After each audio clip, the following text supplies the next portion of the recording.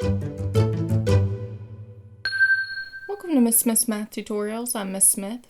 In this video, we're going to be talking about solve by factoring, and we're going to be specifically using the strategy of divide and slide. The first thing we want to understand before we jump immediately into some solve by factoring examples is we have a standard form of a quadratic, and these are all quadratic equations. We know that because their highest exponent is a 2. So these are quadratics. And quadratics have a standard form of ax squared plus bx plus c equals 0. And it's important that we have the equals 0 when we're solving. And you'll notice that both of these do have an equals 0. We're going to do an example on another page where maybe it doesn't equal 0 and how we'll handle that. But it's important to understand the standard form because it's going to help us label what is our a value, what is our b value, and what is our c value. Looking at this first example, x squared minus 7x plus 10 equals 0. First thing is it's equal to 0, which is awesome. That saves us some work. The second thing is we want to label our a, b, and c. So you may be thinking, well, maybe our a is x squared. It's not. Notice a is in front of x squared. So what number is in front of this x squared? And you may be thinking, well, there's nothing there. There actually is. There's an understood 1. If we have an understood 1 in the place of a, these are the easiest problems to do. If we don't have a 1 in the place of a, like looking ahead at this next problem, we're going to have to solve those a little bit different. What's good to do is go ahead and label. So in the place of a is a 1. In the place of b is a -7. And c is the constant, so it does not have a letter with it. In this case, it's +10. So now that we've labeled our a, b, and c, we are going to create something called the x. And this x is going to help us find our factor values. So in the top of this x, right up here in this space, we're going to take our a value and multiply it by our c value. So we said at the beginning that our a was 1 and our c was 10. So we want to multiply this. So 1 times 10 is just a +10. Now in the bottom of our x is always going to go our b value. Now we said our b was a -7. The purpose of creating this x is to be able to fill in our values here and here. We want to know what two numbers would multiply to give us the top and add together to give us the bottom. So we're thinking what two numbers multiply to give us 10 and add to give us -7. And that may be kind of hard to think like off the top of your head. So I'm going to show you a trick on the calculator. I love this trick to be able to quickly find these values. We go to the y equals, and we want to know what are all the numbers that multiply to give us 10. We can type 10, and then here's the part we have to remember, divided by x. So 10 divided by x, our top number, and then we want to do second graph. That's going to take us to our table of values. And what this table of values does is it shows us everything that multiplies to give us 10. There's not a ton of things that multiply to give us 10. In fact, there's only 2 sets. But if our number is really big up here, which it often is, then this trick is super helpful. When we look at this, we see 1 and 10 multiply to give me 10, and 2 and 5 multiply. And if I keep looking, I see then 5 and 2. Once you've seen a repeat, so we saw 2 and 5 and then 5 and 2, you know you've seen everything. So which of those two values would add together to give me -7? We have to think about signs. If we multiply and get a positive number, but we add and get a negative number, what would our signs have to be? they would both have to be negative.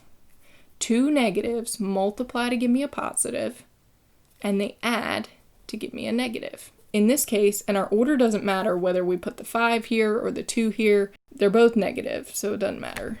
So we've got a -5 and a -2. Again, just double checking that.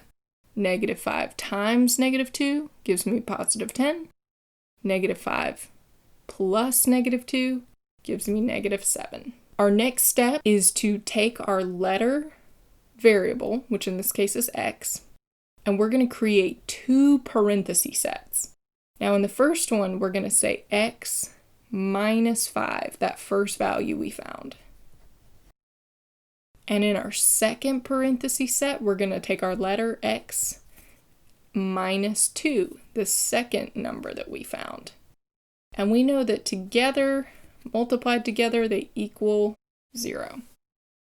Now when we're solving, we want to take the first parenthesis, x minus 5, and set it equal to 0. And our second parenthesis set, x minus 2, and set it equal to 0. Now we've got 2 equations that we want to solve for x. For this first one, this is x minus 5 equals 0, so to get x alone, we would want to add 5 to both sides. And x equals 0 plus 5 is a +5. Now for this one, we would want to also add 2 to both sides. And we've got x equals 0 plus 2 is just 2.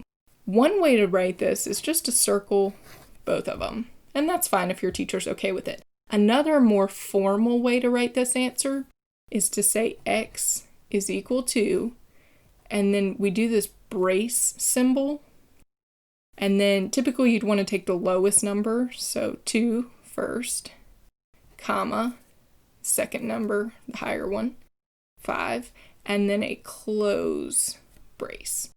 And what this is saying is x is a set of answers. It is both 2 and 5. Looking at our next example, 3x squared plus 2x minus 5 equals 0. Our first step is going to be the same. We want to label our a, b, and c values. So in this case, our a would be 3. It's the coefficient of the x squared. Our b would be a +2. It's the coefficient of just x. And our c is the constant. It doesn't have any letter with it. And we do have our equals 0, which is so important. I mentioned over here that if a was 1, that it was kind of an easier problem. Notice that over here, our a is not 1. So for this problem, we're going to have to do a couple extra steps. And that's okay, but it can also be easy to forget to do the extra steps. So what I like to do is if I notice a is not 1, I like to circle it so that I'll remember. It's kind of a reminder to me that this problem is a little bit different. We have to do a couple extra steps. Our next step would just be to move to our x. Remember, the top of our x goes our a times our c, and in the bottom goes our b value.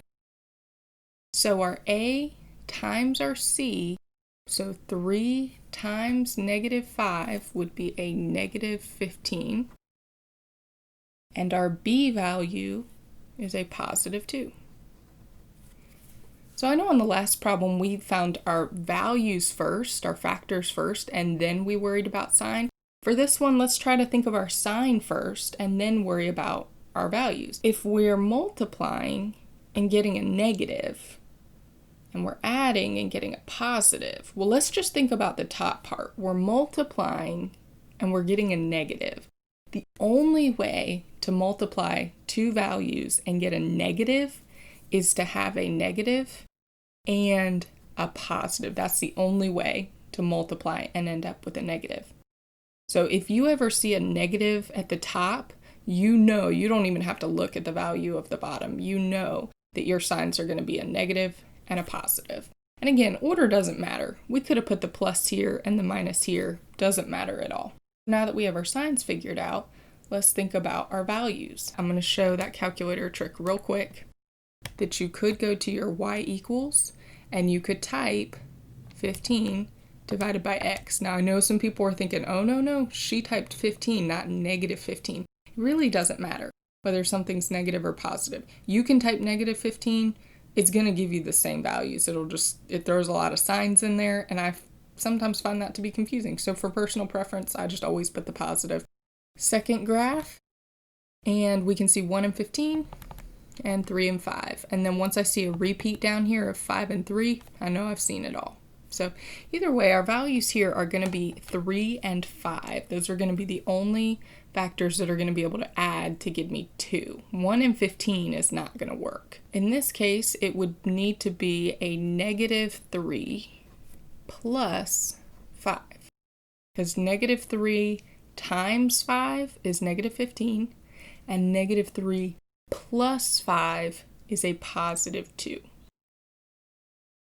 Our next step is going to be the same as this one, that we need to create our double parentheses. So in our first parenthesis, we take our letter x and we subtract 3. Again, we got that just from that value right there. And in our second parenthesis, we're going to take our letter x and we're going to add 5. And let's not forget that it is equal to 0. So now this is where our different step comes in, our extra step, because over here we were able to just set each parenthesis equal to 0 and solve for our answer. Over here, A was not 1, and that makes a really big difference. So what we have to do extra when A is not 1, we want to take that A value and we want to divide by it here and here.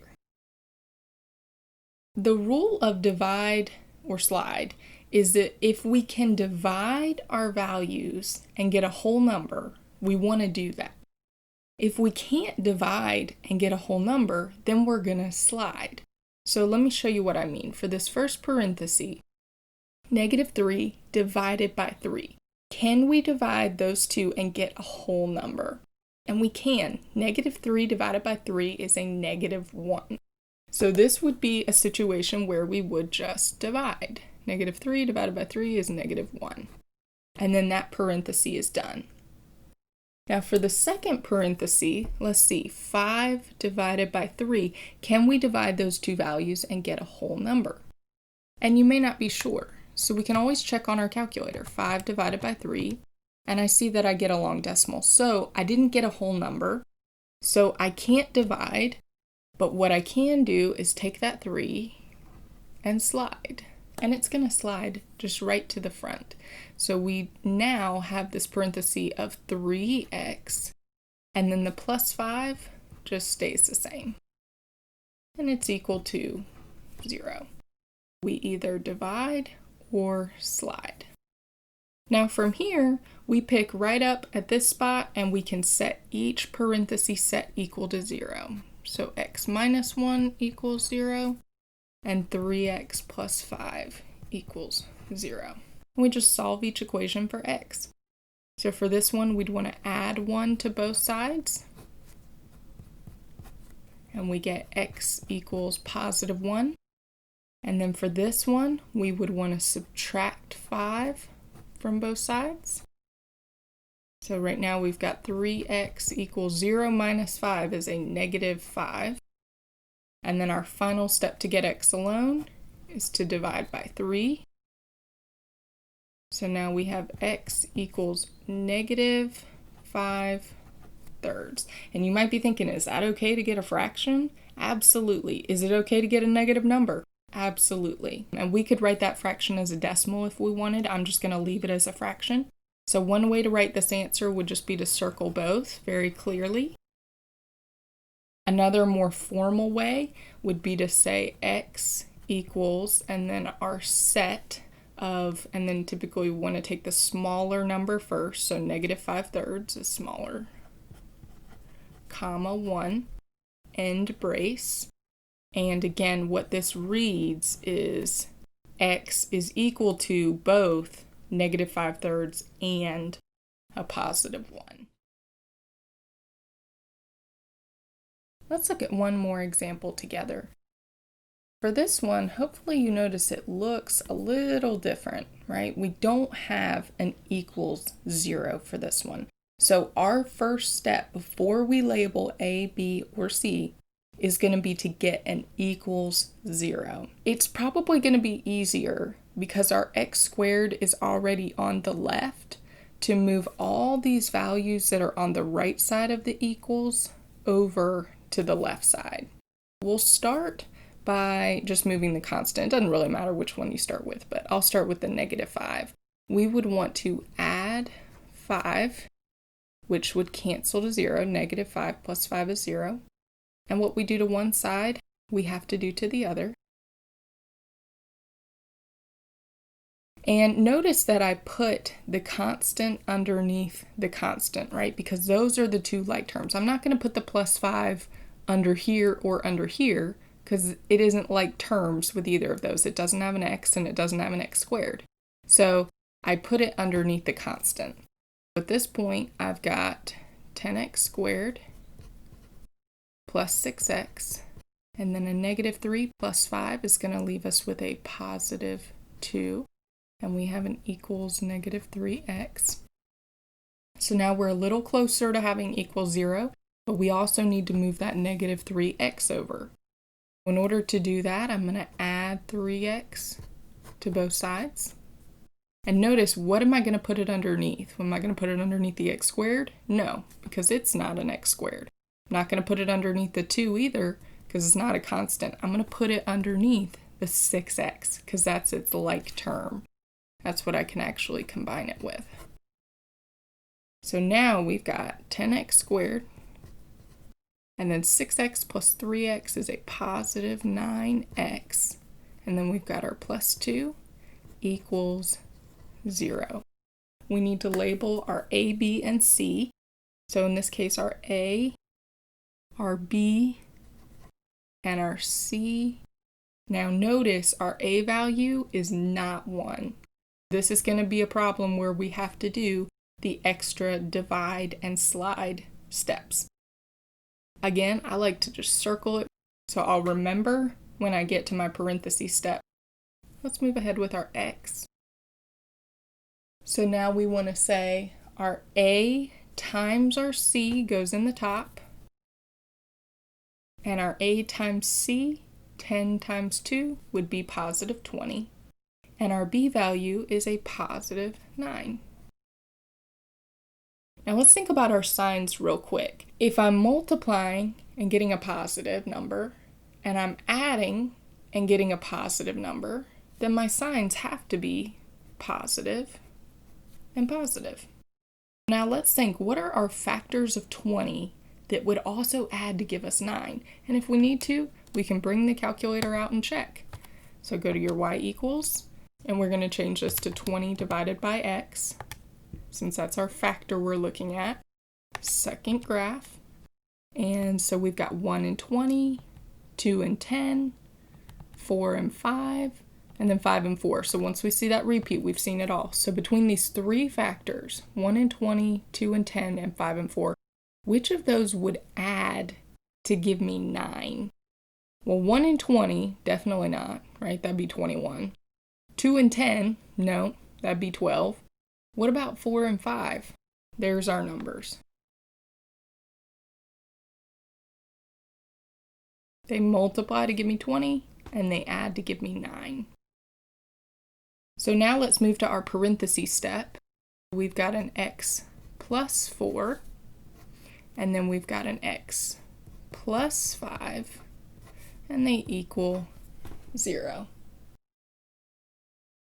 Now remember, our A value was not 1. So now we're going to divide by 10 here and here.